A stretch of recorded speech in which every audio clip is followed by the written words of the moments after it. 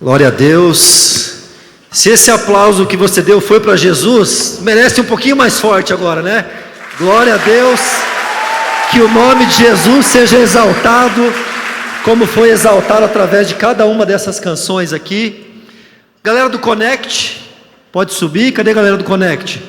Nossos juniores aí de 10 a 12 anos, podem subir para a sua sala.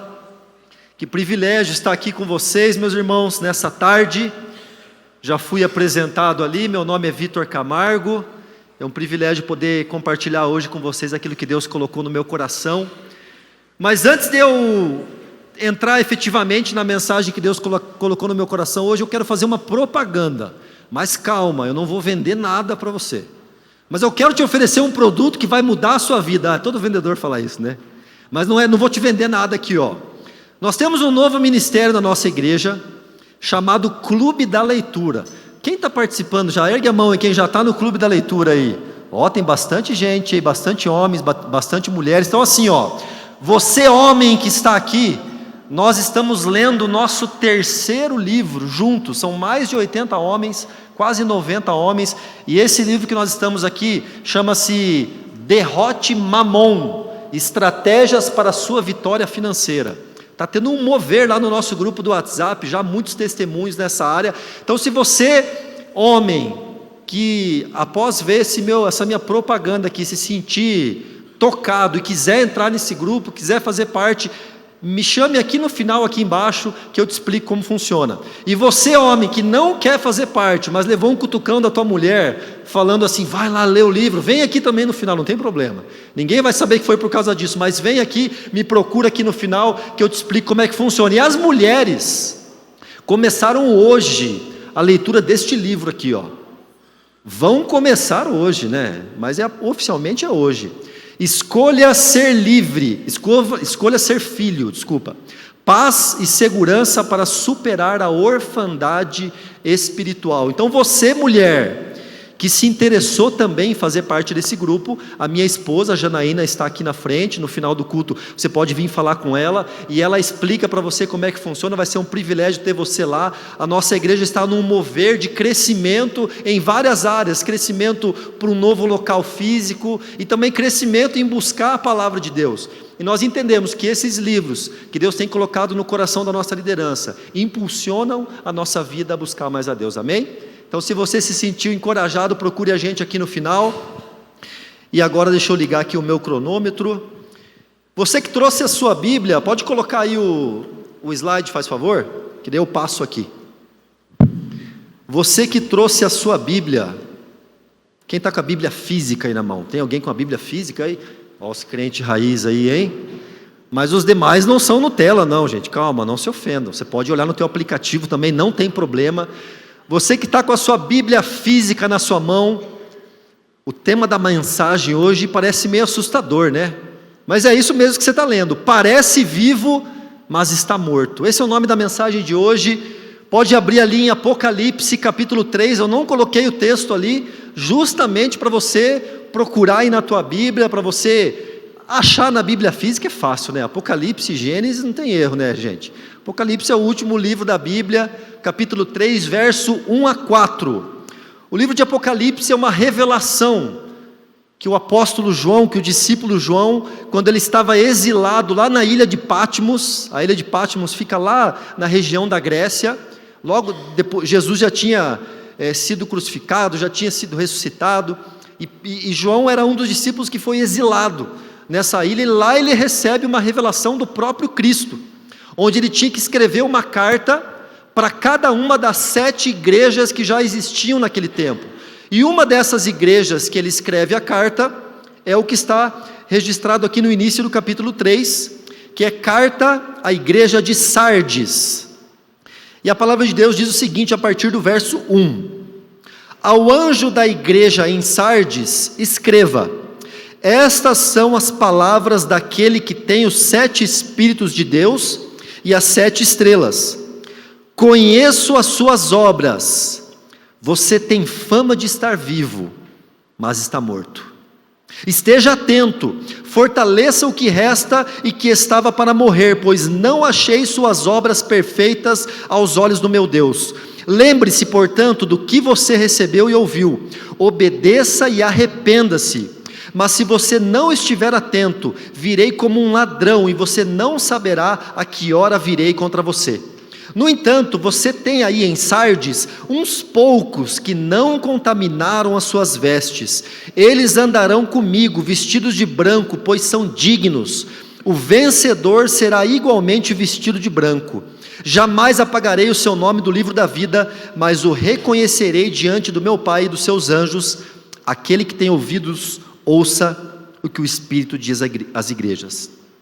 Deus, eu quero orar nesse momento, Pai, por essa mensagem que será pregada aqui, Pai, que não possa ser algo que eu esteja aqui falando, Pai, mas que o Teu Espírito Santo esteja falando através da minha vida, Pai, aos corações que estão aqui ouvindo, Pai. Que em nome de Jesus, Pai, eu oro para que toda distração que possa estar acontecendo aqui nesse momento seja retirada, Pai. Que o nosso pensamento, que o nosso coração, Pai, que a nossa mente, que a nossa alma, que o nosso espírito esteja conectado com o que está acontecendo agora aqui, Pai. Tira a nossa mente de divagar naquilo que vai acontecer nessa semana, tira a nossa mente do pensamento da política, no pensamento dos boletos que temos que pagar essa semana, Pai, das nossas atividades, mas que nós possamos, Deus, ouvir a Tua voz nesse momento, é aquilo que o Senhor quer comunicar ao nosso coração, Deus, em nome de Jesus, amém. Eu trouxe alguns fatos históricos aqui da cidade de Sardes, para você poder entender o contexto dessa carta que o próprio Cristo manda João escrever para essa igreja. A cidade de Sardes, ela ficava no interior da Ásia Menor, ela ficava na beira de um monte, e lá era um lugar bem propício a terremotos, e já tinha sido devastado por um grande terremoto em 17 depois de Cristo. E com a ajuda do imperador Tibério, essa cidade se reergueu, mas nunca mais foi a capital que ela foi um dia. Sardes tinha uma fama de ter um passado glorioso. Ela foi capital de um grande império, mas depois da sua destruição por esse terremoto, Éfeso assumiu o seu lugar. E nessa cidade, nesse contexto que eu contei para vocês, nessa cidade de Sardes, surgiu uma igreja, a igreja de Sardes, e essa igreja, ela basicamente também pegou as características dessa cidade. Essa igreja, em algum momento, ela teve um crescimento, em algum momento ela teve um avivamento, mas em algum momento ela começou a se perder, ela começou a esfriar. Em algum momento ela começou a viver da fama que ela tinha no seu passado, e não do que efetivamente ela estava vivendo naquele momento. Ela começou a viver um processo de morte, ela começou a parar.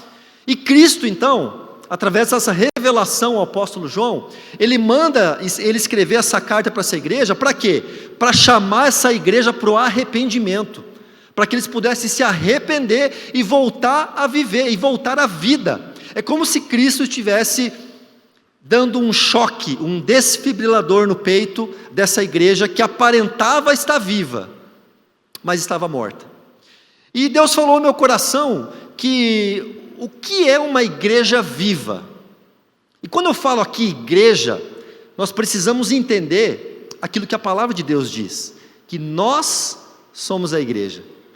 Muitas vezes nós pensamos que a igreja é essas paredes, esse teto, esse endereço, esse imóvel, ou não, agora a nossa igreja vai se mudar, a nossa igreja agora vai lá mudar para aquele novo ponto. Quem está ansioso aí para a nova mudança da igreja aí? Vai ser uma bênção, né? E às vezes a gente tem esse entendimento, não, a minha igreja é a NIB, a minha igreja é na Carlos de Carvalho, e vai mudar, mas não, gente. A palavra de Deus que diz que isso aqui é somente um imóvel, que quando nós saímos daqui vai ser alugado para outras pessoas. Este lugar especificamente não tem nada de santo, de especial, mas a igreja de Cristo somos nós. Nós somos o corpo de Cristo. E quando Jesus escreve na época para aquela igreja, ele estava querendo falar para aquelas pessoas, não para uma denominação específica, não para a NIB daquela época, ou para uma outra igreja específica daquela época, mas para as pessoas que congregavam naquela igreja. E isso deve ser aplicado às nossas vidas. Quando eu falo a igreja, o que é uma igreja viva, eu quero dizer o que são pessoas que frequentam, que se dizem cristãs, que se dizem evangélicas, que se dizem membros de uma igreja como somos aqui a NIB. O que são características de uma igreja viva? Uma igreja viva, eu anotei aqui, ela é vibrante, ela irradia energia. Uma igreja viva, ela é adoradora, com louvores contagiantes, como nós tivemos aqui esses louvores hoje, e como sempre temos aqui os louvores que contagiam e nos trazem tanto momentos de intimidade com Deus. Uma igreja viva é uma igreja que tem pregação da palavra, que tem ensino bíblico.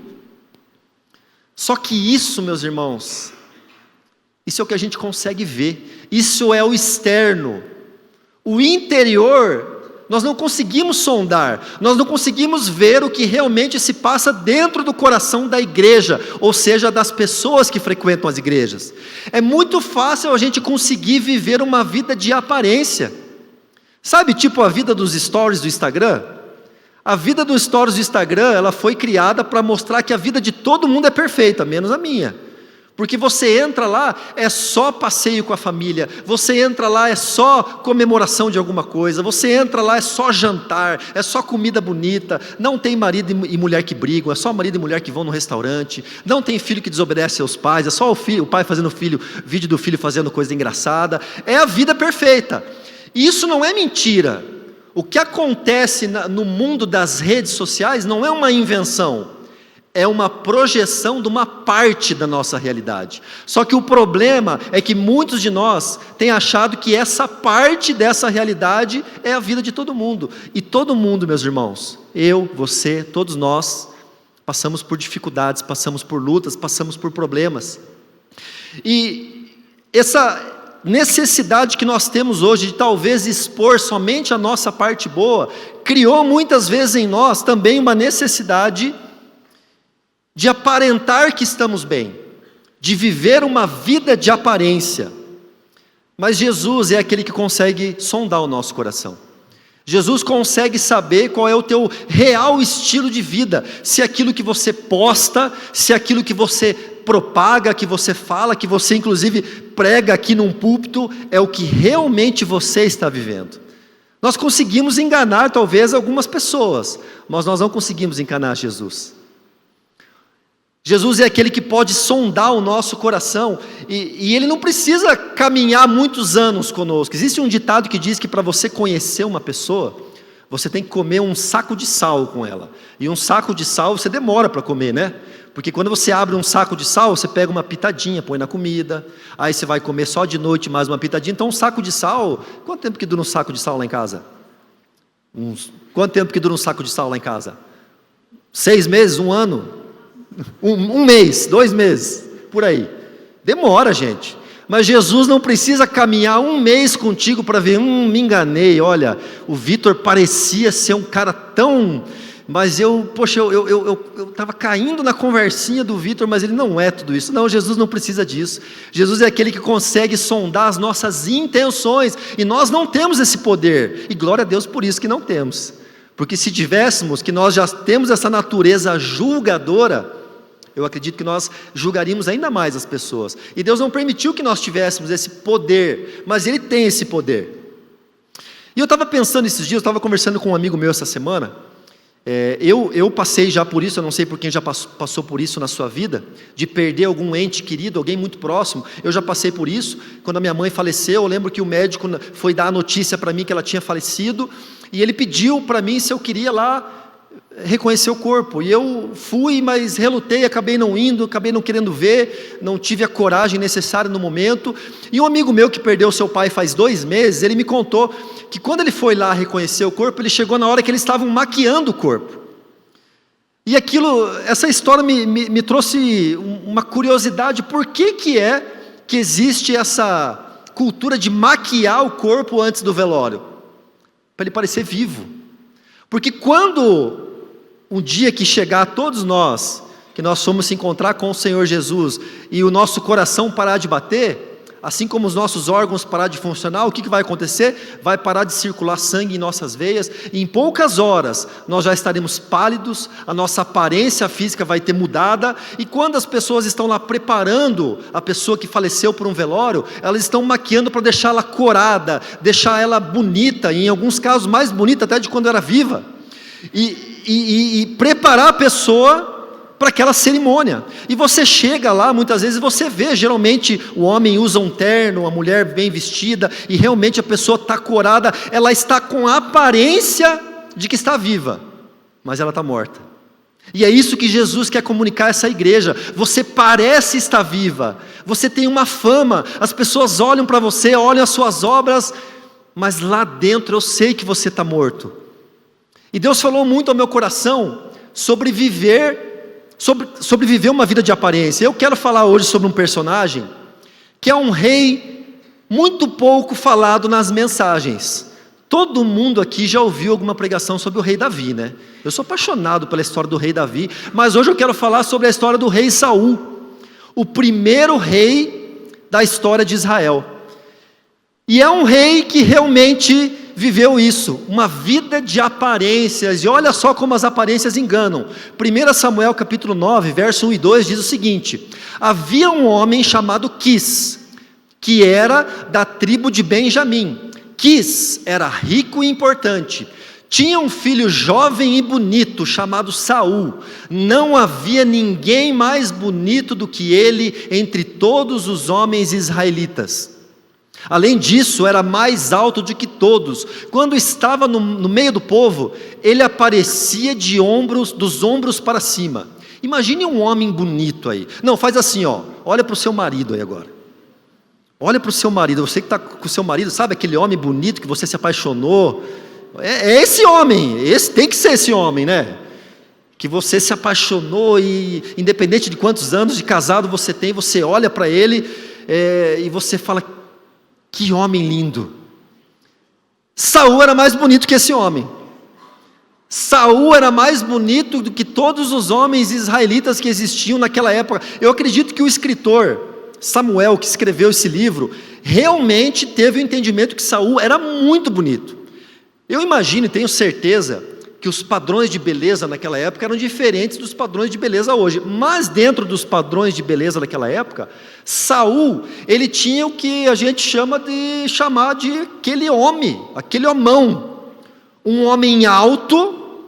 Existem alguns estudos que dizem que Saul tinha entre 2 metros e 2 metros e 11, porque eles pegaram a estatura média dos homens israelitas daquela época, e ali fala que quando ele estava na multidão, estava todo mundo aqui, Saul se sobressaía, então ele tinha ali de 30 a 40 centímetros a mais do que a média, então ele tinha entre 2 metros e 2 metros e 11, era um homem alto, forte, imponente e bonito. Gente, esse era o rei perfeito para Israel, né? Humanamente falando, você vê aquele homem chegando de longe, meu Deus, que homem bonito, alto, imponente, mas eu preciso dizer para vocês, as aparências enganam. Olha só o que a gente lê também da história do rei Saul. Logo após isso, quando Saul, ele é ungido rei pelo profeta Samuel, olha que história interessante. Então Samuel fez ir à frente, Samuel ele chamou todas as tribos, eram 12 tribos de Israel naquela época, e ele chama todas as tribos, então tinha muita gente nesse evento que ele fez, e era o evento onde ele ia falar quem ia ser o novo rei. O povo de Israel, para quem não lembra, era um povo que ele não tinha rei ainda naquela época. O propósito de Deus para o seu povo naquela época era que eles não tivessem um rei, que o rei deles seria o nosso Deus, o rei, Senhor e Salvador, mas eles teimaram tanto e quiseram tanto copiar os povos vizinhos, que eles exigiram: queremos um rei, queremos um rei. E aí Deus falou: olha, eles querem um rei, eles vão sofrer com isso, mas então vamos dar um rei para eles. E aí Samuel, o profeta que faz essa cerimônia, chama todas essas 12 tribos, todos os homens, então tinha muita gente lá, e acontece isso. Então Samuel fez ir à frente a tribo de Benjamim, clã por clã, e o clã de Matri foi escolhido. Finalmente foi escolhido Saul, filho de Quis. Quando porém o procuraram, ele não foi encontrado. Consultaram novamente o Senhor: ele já chegou? E o Senhor disse: sim, ele está escondido no meio das bagagens. Olha só, que homão, né? Como a gente se impressiona com as aparências, né? Um homem alto, provavelmente um homem forte, um homem bonito, mais bonito de Israel, todo mundo lá esperando para ver quem vai ser o rei. Vai ser Saul. Cadê o Saul? O cara estava escondido no meio das bagagens. Ali ele demonstrou o coração dele. O exterior dele a gente já conhecia. Um homem que aparentava ter uma presença física através da sua beleza, do seu tamanho, mas no seu coração ele era um covarde. E as aparências enganam, meus irmãos. A gente muitas vezes se deixa levar pelas aparências, e o pior não é isso. O pior é quando nós decidimos viver uma vida de aparência. O pior é quando as pessoas olham para nós e imaginam, e olhando para nós, falam: nossa, como ele é avivado, mas na verdade está morto. E essa mensagem de hoje, ela não é uma exortação para você, até porque eu não tenho como saber se você é esse tipo de pessoa, se você é uma pessoa que está vivendo de aparência. Mas eu quero trazer aqui para você nessa tarde 4 passos de como matar um cristão. Ou seja, 4 passos para você não seguir. Geralmente as mensagens 4 passos para você alcançar isso, 5 passos, 5 chaves para você alcançar a sua vitória. Hoje os 4 passos para você morrer. Se você quiser seguir o que vai estar aqui, eu preciso dizer, você vai morrer espiritualmente. Então eu quero usar a vida de Saul para trazer para vocês, primeiro, esse entendimento, que o Senhor, Ele vê o coração. Olha o que acontece. Eu estava falando antes que as aparências enganam, mas o Senhor vê o coração. O que acontece lá na frente da história, quando o Senhor tem a unção de Davi? Samuel, ele chega para ungir o rei, ele não sabia quem seria o rei. E o que acontece? Quando ele vê, quem ele vê? De novo, a palavra fala que ele vê um homem alto, forte, Eliabe, e Samuel fala: é esse. Mas o Senhor fala: não, o Senhor não vê como o homem vê a aparência, o Senhor não vê como o homem vê a aparência, mas o Senhor vê o coração. Então, meus irmãos, eu quero trazer para vocês o primeiro passo que leva um cristão à morte. Se você, nessa tarde, quer decidir, caso você esteja, o Espírito Santo esteja falando ao seu coração, que você talvez esteja vivendo uma vida de aparência, parecendo ser o que no seu íntimo você na verdade não é, que você possa tomar a decisão nessa tarde de abandonar isso e entender que Deus é aquele que vê o nosso coração. O primeiro passo é a tolerância ao pecado. Olha o que acontece na história de Saul, lá em 1 Samuel capítulo 13. Saul, acontece uma batalha, e naquela época, antes da batalha, eles faziam uma oferta ao Senhor, que era chamado de holocausto. Então eles faziam uma oferenda para Deus, eles queimavam algum animal em sacrifício ao Senhor, como uma forma de adoração, como uma forma de oração, só que o único que podia fazer isso era o sacerdote. Nenhum outro homem tinha permissão para fazer isso. O único homem que tinha permissão para fazer isso era o sacerdote naquela época, era o profeta Samuel. E a palavra diz, a partir do verso 6, quando eles já estavam envolvidos no meio dessa batalha, diz o seguinte: quando os soldados de Israel viram que a situação era difícil e que o seu exército estava sendo muito pressionado, esconderam-se em cavernas e buracos entre as rochas e em poços e cisternas. Alguns hebreus até atravessaram o Jordão para chegar à terra de Gade e de Gileade. Saul ficou em Gilgal, e os soldados que estavam com ele tremiam de medo.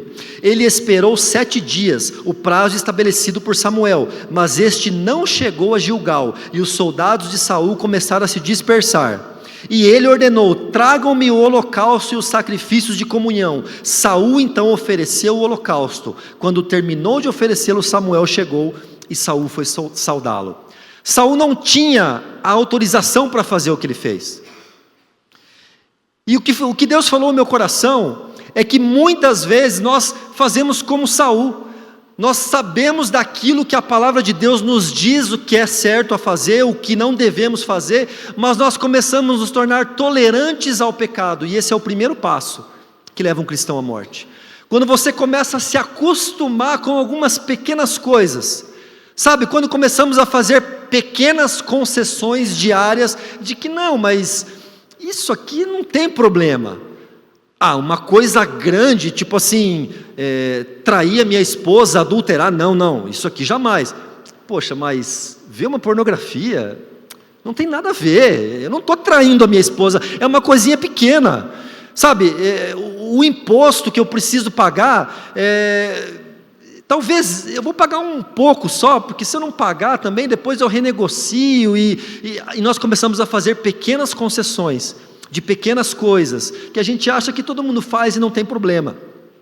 E eu quero chegar para a igreja agora aqui, e confessar um pecado que já foi confessado hoje, que foi resolvido hoje lá em casa, do que aconteceu na minha vida, para a gente ver como é perigoso, a gente começar a se amoldar ao padrão do mundo, e Romanos 12 fala, não se amoldem ao padrão deste mundo, mas renovem a sua mente, para que você venha conhecer a perfeita e boa, agradável e vontade de Deus.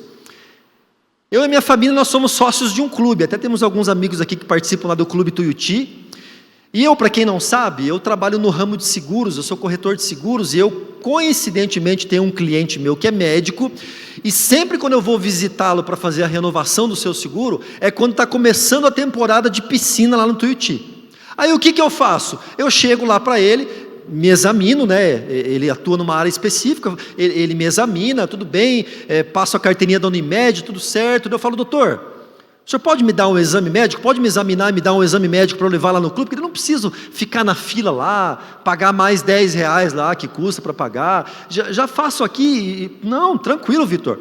E ele faz o exame médico. Aí eu chego para ele e falo, doutor, o senhor não pode aproveitar a mão de obra e a viagem, e já faz também um para minha esposa, e para os meus 2 filhos, porque, doutor, você sabe, eles não têm nem nada, eles não têm nenhum problema, assim como eu, não tem micose, não tem, pode confiar, e ele como não é cristão, Vitor, tranquilo, eu faço, e aí eu peguei, levo lá os exames médicos no clube, e na minha cabeça, tudo tranquilo, eu não estou mentindo, eu sei que realmente, minha esposa, meus filhos, está tudo bem com eles, não tem nenhum problema, eu só aproveitei, eu passei a carteirinha da Unimed, eu paguei lá para fazer o meu exame, está tudo certo. Só que o Espírito Santo, ele fala ao nosso coração das maneiras mais incríveis e surpreendentes. Meu filho de 9 anos chega para mim, passado já uma semana disso, porque a gente levou lá o exame, e só chove, só esfria, não fomos uma vez na piscina ainda, mas está lá autorizado. Meu filho de 9 anos chega para mim e fala, pai, eu quero ir na piscina, pai, você tem que marcar para eu fazer o exame. Eu falei, não, filho, está tudo certo já, o pai já foi no médico, já pegou o exame e já levou lá. Mas eu não fui no médico, ele falou. Eu falei, é verdade, filho, você não foi no médico, né? E a minha esposa estava junto na hora, né? E eu na hora, mas está tudo certo, filho. Não foi, mas está tudo certo, está tudo resolvido. E depois a minha esposa falou, amor, o Espírito Santo falou no meu coração, eu não vou mais pegar o exame lá, sem fazer o exame de verdade. Só que isso passou, isso foi uns 10 dias atrás. E aí hoje, quando eu preparava essa mensagem hoje pela manhã, Deus falou ao meu coração, você vai ter a coragem de pregar lá em cima, sobre tolerância ao pecado, sendo que você também está sendo tolerante com pequenos pecadinhos. E aí o que eu fiz hoje, na hora do almoço, chamei a minha família lá em casa, falei, olha, eu creio que Deus permitiu que nós não fôssemos nenhuma vez ainda na piscina, então, a partir de agora, nós vamos lá no clube, segunda-feira, e agendar o exame, os meus 2 filhos e você vão lá fazer o exame, nós vamos pagar, e eu sei que a mulher, a atendente vai achar estranho, não, mas teu exame já está aqui no sistema. Eu falei, eu sei, moça, mas não, só lança aí que eu vou fazer de novo, porque se eu for te explicar é mais 40 minutos. Mas eu pude aproveitar essa oportunidade hoje de chegar para os meus filhos e falar, viu, eu errei, eu fui tolerante com o pecado. Sabe por quê, meus irmãos? A gente é intolerante com o pecadão, a gente cria prateleiras de pecado. Não, tem o pecadão, que é, sei lá, adultério, grandes mentiras, enganar grandes pessoas. E aí tem os pecados médios e tem aquele pecadinho que fica aqui embaixo. Esse aqui não dá nada. Que é pegar um exame médico, que é no imposto de renda, quando você fala com o teu contador, viu, eu ganhei X por mês, mas ele falou, vai dar tanto de cobrança. Não, e se colocar, não, coloca aqui, não vai dar nada. Não tem problema, coloca, é injusto eu pagar imposto de renda. Sabe, aquelas coisinhas pequenas que a gente vai se tolerando e não tem nada a ver. As mentirinhas, as coisinhas do nosso dia a dia, e vai acontecer o que aconteceu com Saul. Quando deixamos o pecado se tornar algo tolerável dentro da nossa vida, nós vamos estar caminhando passo a passo para o pecadinho um dia se tornar um pecadão. Se a mentirinha ali do exame médico, eu talvez não tivesse tratado isso, pode ser que daqui a um tempo eu desse um próximo passo em outra mentira. E quando eu abrisse meus olhos para resolver, seria muito mais difícil. Que nós possamos, meus irmãos, não ser tolerantes ao pecado, caso nós não queremos realmente ter uma morte espiritual. O que leva um cristão à morte? Passa para mim, por favor, acho que acabou a bateria aqui. Preocupação excessiva em se justificar. Saul tinha muito isso dentro da sua vida. Logo em sequência, quando acontece essa situação, que ele faz esse sacrifício que ele não poderia fazer, olha o que acontece, no verso 11 do capítulo 13, o profeta Samuel perguntou para Saul, o que você fez? Saul respondeu, olha, veja bem, quando eu vi que os soldados estavam se dispersando e que não tinha, e que você não tinha chegado no prazo estabelecido, ou seja, você, que a culpa é tua, viu? Eu pequei, mas a culpa é tua. E que você não tinha chegado no prazo estabelecido, e que os filisteus estavam reunidos em Miquimás, eu pensei, agora os filisteus me atacarão em Gilgal, e eu não busquei o Senhor, por isso eu me senti obrigado a oferecer o holocausto. A versão Almeida Revista Atualizada diz que, forçado pelas circunstâncias, eu tive que fazer o holocausto. Sabe aquela justificativa? Eu tive que fazer. Verso 13, disse Samuel, você agiu como tolo, desobedecendo ao mandamento que o Senhor, o seu Deus, lhe deu. Se você tivesse obedecido, ele teria estabelecido para sempre o seu reinado sobre Israel. Meus irmãos, muitas vezes nós agimos como Saul. Muitas vezes nós pecamos, mas nós já temos a justificativa para Deus. Deus, veja bem, se eu não sonegar, Deus, deixa eu explicar para o Senhor, é que o Senhor não tem entendimento de como é que funciona o mundo, eu vou explicar para o Senhor. Se eu não sonegar, os meus concorrentes todos sonegam, e aí eles conseguem vender a um preço mais baixo, Deus, e aí eu vou ter que cobrar mais caro, porque se eu não consigo pagar o imposto, e Deus, eu sei que o Senhor é quem provê, eu sei que o Senhor é quem me dá o alimento, mas eu preciso, Deus, também sonegar para ter um preço justo. Você entendeu, Deus, porque eu sonego? E a gente tem justificativa. Eu dei um exemplo aqui de sonegação, mas você pode usar para qualquer pecado recorrente da sua vida. E sabe o que Deus espera de nós, meus irmãos? Deus não espera que a gente tenha uma vida de perfeição. Deus não quer que a gente não erre, não peque. Mas o homem segundo o coração de Deus, que foi o próximo rei, que foi o rei Davi, sabe o que ele fez quando ele fez um pecado? Quando ele cometeu um pecado? Na minha visão, no meu entendimento de pecadinho, maior inclusive que esse, quando ele foi confrontado pelo profeta Natã, por ter adulterado com Batseba, por ter matado Urias, marido de Batseba, sabe o que Davi fez? Ele não se justificou. A palavra diz que ele rasgou as suas vestes, jogou cinza sobre a sua cabeça, e reconheceu o seu pecado naquele momento, e recebeu a misericórdia e o perdão de Deus, e também as consequências do seu pecado. Mas Saul não. Saul, quando o profeta Samuel chega para ele e fala, o que você fez? Eu acredito que na história, se nesse momento Saul tivesse se prostrado como Davi, e falado, Senhor, profeta Samuel, eu errei, eu falhei, rasgado as suas vestes, eu quero mudar, eu quero me arrepender, eu quero pagar as consequências, mas eu reconheço os meus erros, provavelmente a história de Saul teria sido diferente, mas ele decidiu se justificar, e muitas vezes nós somos assim. Muitas vezes nós justificamos os problemas do nosso casamento, eu estou passando por um problema, mas é por tua culpa, é sempre culpa do outro. A gente tem dificuldade de olhar no espelho, né? A gente tem dificuldade de olhar no espelho e falar, poxa, sou eu que estou falhando, eu preciso mudar nisso. É sempre culpa do outro. Por quê? Porque muitas vezes temos uma preocupação excessiva em se justificar. E eu preciso te dizer, meu irmão, isso vai matar a sua vida espiritual. Se você continuar agindo com uma preocupação excessiva de se justificar, você vai dar mais um passo para levar a sua vida com Deus, a sua vida espiritual à morte. Terceiro passo que eu desejo que você não dê rumo à morte espiritual é a idolatria. Logo depois que acontece essa história, onde Saul teria a possibilidade de reconhecer o seu pecado, mas decidiu justificar o seu pecado, no capítulo 15 acontece uma outra situação.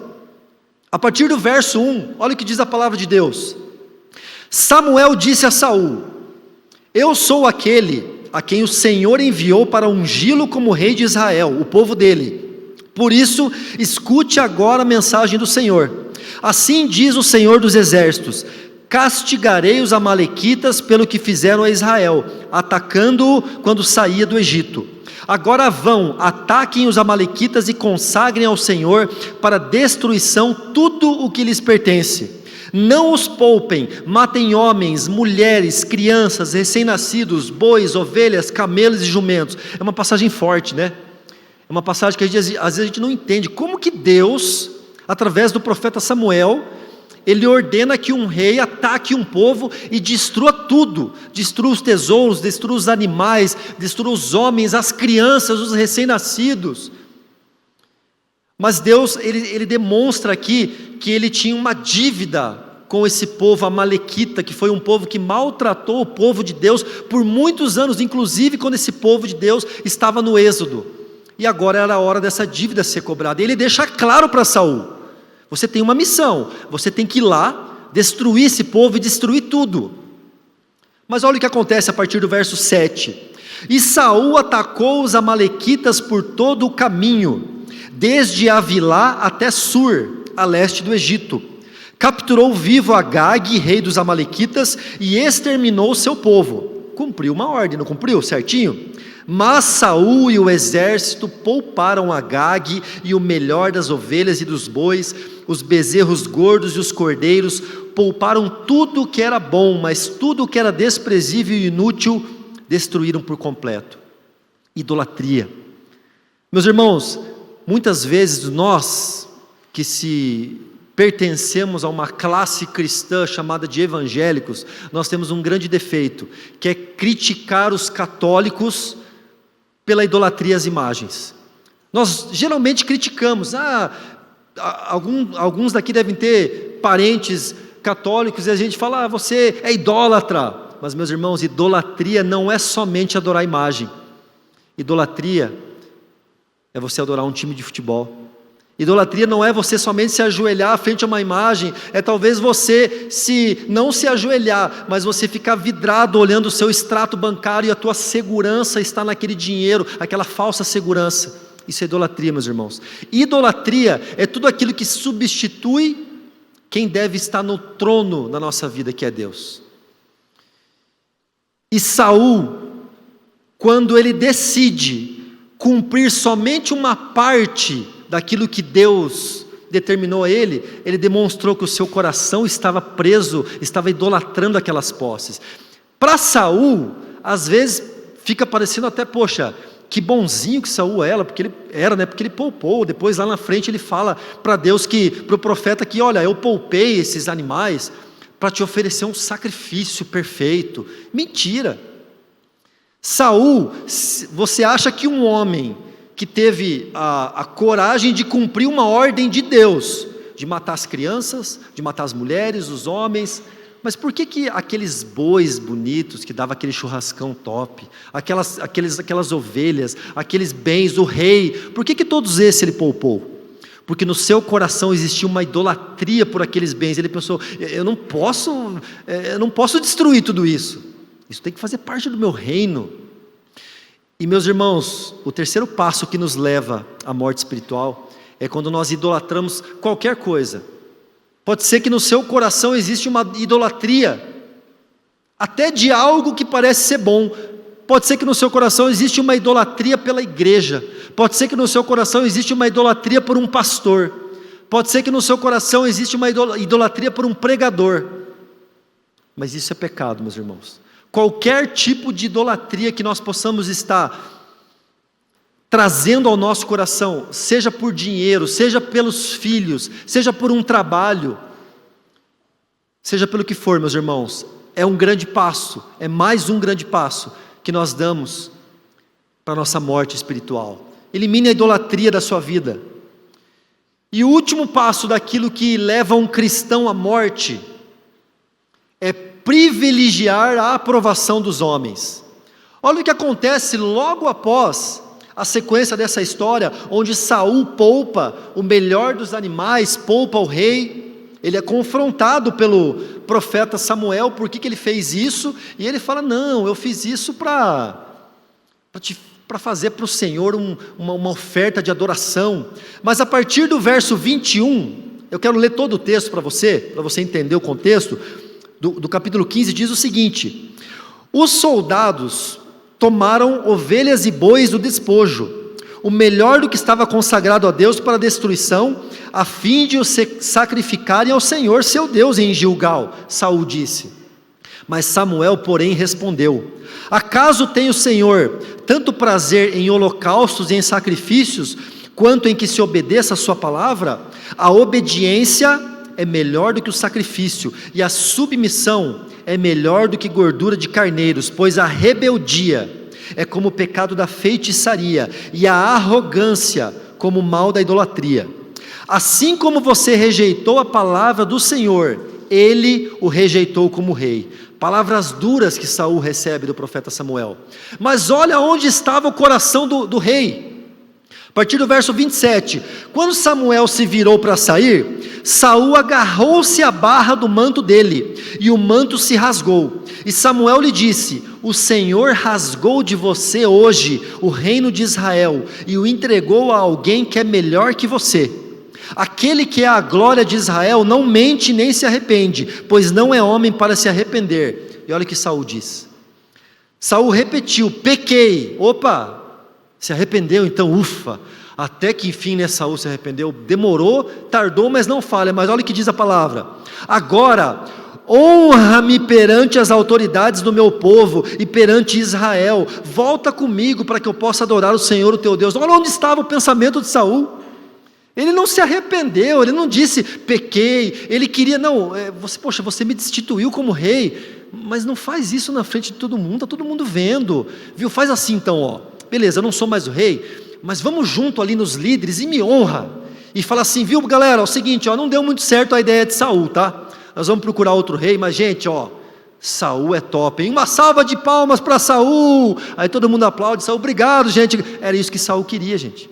Saul tinha uma necessidade, ele queria privilegiar a aprovação dos homens mais do que se preocupar com a aprovação de Deus. Só que nós julgamos Saul e muitas vezes nós somos assim também. Muitas vezes nós estamos preocupados mais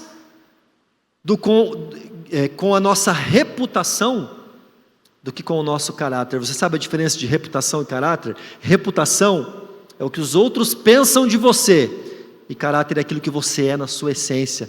Será que nós estamos muitas vezes caminhando numa vida cristã, onde nós estamos preocupados com o que os outros vão pensar de nós? Ou nós estamos procurando viver uma vida cristã numa essência? E é isso que aconteceu a Saul. Ele fez essas 4 decisões, que levou ele, falando em termos naturais, de uma morte física. Saul não só morreu espiritualmente, não só perdeu o seu trono, não só se afastou de Deus, ele morreu fisicamente. O fim de Saul foi trágico, meus irmãos. Eu queria chamar a banda para subir, enquanto eu finalizo aqui. E eu creio que o que Deus quer falar ao nosso coração, meus irmãos, é que para nós ainda há tempo. Se dentro de você, talvez você tenha nutrido alguns desses passos, ou até quem sabe os 4 passos, e tem vivido uma vida onde você aparenta estar vivo, igual a igreja de Sardes. As pessoas olham para você e falam, nossa, que bênção, mas no fundo você sabe que você não está vivendo aquilo. Ainda existe tempo, meus irmãos. Jesus está vindo hoje com um desfibrilador, para trazer ao nosso coração a mudança necessária e voltar à vida verdadeira, a voltar a viver uma essência. Assim como eu hoje tive essa atitude, eu não estou falando aqui para me vangloriar, mas para trazer um encorajamento para vocês, de resolver com a minha família aquele problema da integridade. Talvez tenha alguma área da sua vida que hoje você precisa receber esse desfibrilador para você voltar à vida. E eu finalizo com essa passagem de 1 Samuel, para que vocês possam entender, meus irmãos, que eu não estou querendo aqui trazer uma mensagem dizendo que o que é exterior, as nossas qualidades não importam. Talvez você tenha tido um entendimento errado. Não, a partir de agora então eu vou preocupar só com a essência. Lá fora eu não vou mais buscar ser alguém de excelência, eu não vou mais me capacitar, eu não vou ser bom no que eu faço, o que importa mesmo é meu coração. Não, meus irmãos, olha o que diz 1 Samuel, logo depois que passa esse capítulo 15, Saul é destituído rei. Samuel vai lá, como eu já trouxe aquela parte em que ele unge o rei Davi, e Deus fala que o homem olha a aparência, mas Deus vê o coração. E logo em seguida, depois que Davi já tinha sido ungido rei, o rei Saul estava passando por um momento difícil, ele ainda era o rei, e Saul respondeu aos que o serviam: encontrem alguém que toque bem e tragam-no até aqui. Um dos oficiais respondeu: conheço um filho de Jessé de Belém, que sabe tocar harpa, uma característica. É um guerreiro valente, outra característica. Sabe falar bem, tem boa aparência. Meus irmãos, isso é muito importante. Deus não releva isso aqui, porque se Deus relevasse, esse homem não teria escrito isso. Deus se importa para que você tenha sim uma boa aparência, para que as pessoas olhem para você e vejam você com uma boa aparência. E eu não estou falando do jeito de você se vestir, eu não estou falando a marca de roupa que você usa, mas as pessoas veem você de uma maneira apresentável. As pessoas, eu tenho certeza que para Deus é importante você saber falar bem, inclusive falar da palavra de Deus para as pessoas. Todas essas características, a coragem, a característica de tocar bem, que quer dizer que ele era diligente no que ele fazia, ele tinha excelência em alguma área da vida dele, tudo isso era importante. Mas olha o que tem por último ali: e o Senhor está com ele. Meus irmãos, todas essas características, se o Senhor não estiver com você, não vale de nada. Todas essas características, essa necessidade muitas vezes que nós temos de nos aprimorar, seja na área que for, isso é muito bom, mas se o Senhor não estiver com você, não adianta, meu irmão. O que faz o destaque na vida de Davi é que o Senhor estava com ele, e o Senhor estava com ele, não porque Davi era um predestinado e eu vou escolher você, não, porque Davi tinha uma vida de intimidade com Deus. E meus irmãos, para que o Senhor esteja com você, para que o Senhor esteja comigo, com nós, não tem segredo, meus irmãos, é palavra de Deus, é mergulhar nisso aqui todo dia, é uma vida de oração, é uma vida de adoração, é uma vida de renúncia, é uma vida de humildade, de reconhecer nossos erros e voltar atrás e pedir perdão. Que nesse dia você decida sair de uma vida de aparência. Não precisamos mais usar máscaras, graças a Deus, né? Passou o tempo da máscara.